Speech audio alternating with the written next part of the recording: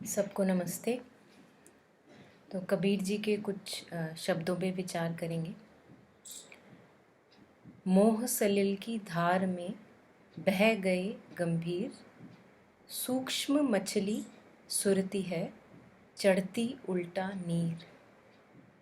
तो कबीर जी यहाँ पे कंपेयर कर रहे हैं कि एज इफ़ जो एक फ्लो ऑफ डिज़ायर्स, हमारी इच्छाएं तृष्णाएं, वो एक बहुत ही उनका स्ट्रॉन्ग एक वेग है, जैसे कि एक गंगा का फ्लो होता है और उसको सलिल की धार बोला गया है। जैसे कि एक पानी की एक धार बहुत गम तेज़ स्ट्रॉन्ग जैसे गंगा जी का फ्लो होता है। तो मोह सलिल की धार में मोह, डिज़ायर्स, इच्छाएं, कामनाएं, वासनाएं, ऐसी जो भी चीज़ें जो हमें लगता है कि अगर एक बार ये हो जाए तब मेरी ज़िंदगी ठीक हो जाएगी। तो जब हम अपना जो हमारी कंटेंटमेंट है, संतुष्टि, हैप्पीनेस है, जब भी वो हम किन्हीं दूसरी चीज़ों पे, लोगों पे, लाइफ सिचुएशंस पे डाल देते हैं, वहाँ पे हमारी इच्छाएं अटक जाती हैं, कि उम्मीदें अटक जाती हैं कि पहले ये हो तब मैं ठीक हो पाऊँगा, पहले वो होना चाहिए तब मैं खुश हो पाऊँगा, ये बंदा मिल जाए, ये रिलेशनशिप मिल जाए, ये इतना पैसा मिल जाए, तबीयत ठीक हो जाए,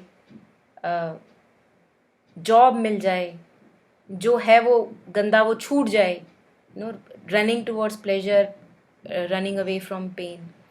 तो ये जो चक्की है, ये डुअलिटी की चक्की में जो हम फंसे रहते हैं, प्लेजर ऐसा भुलावा देता है कि ये हमें पूरा करेगा, और जो जो हम में से हैं जो प्लेजर्स अपने अपने फॉलो कर चुके हैं, वो सब ये जानते हैं कि कोई भी प्लेजर हमें एक्चुअली में एक लास्टिंग कंप्लीशन नहीं दे पाता है। तो again we are empty again, full of void and emptiness.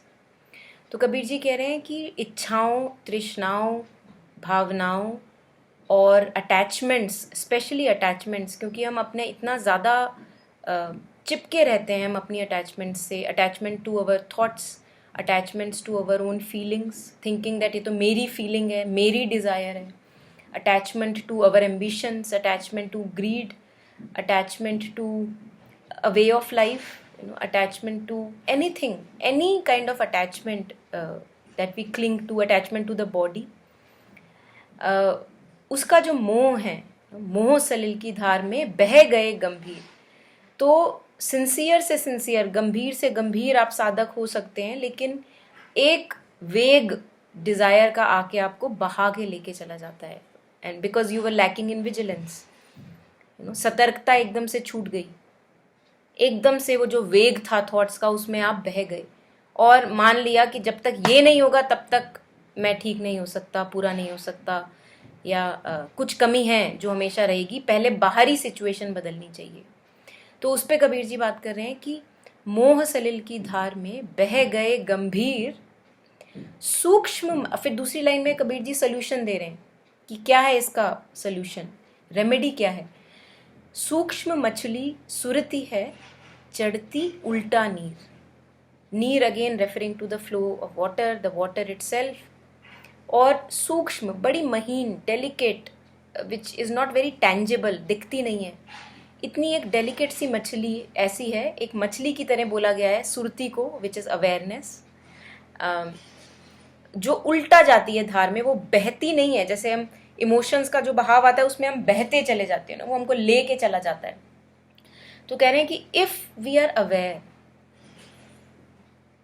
If I know myself as awareness of thoughts, emotions, sensations, if I know myself as just pure awareness and not cling to whatever thoughts are coming, feelings are coming, sensations are coming, then बात change हो जाती है। I am not now grinding myself in the चक्की of duality, running towards pleasure and running away from pen.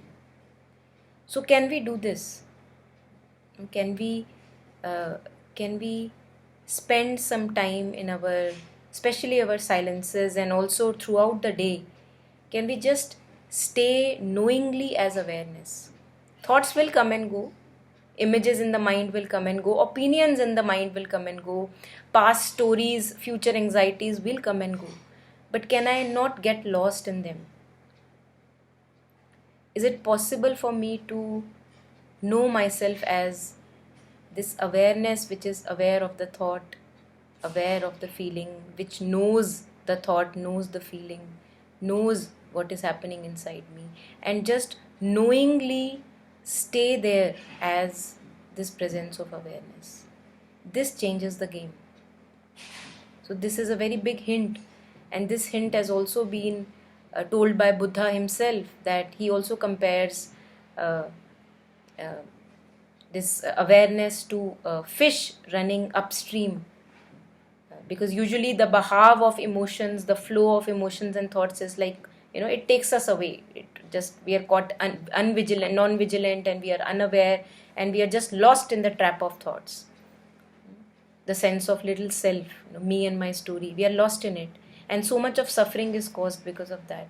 So if I put effort knowingly, knowing myself as this presence of awareness, which all of us are, unknowingly, we are all are that, but knowingly knowing ourselves as this awareness and living our life as that, how would the game change?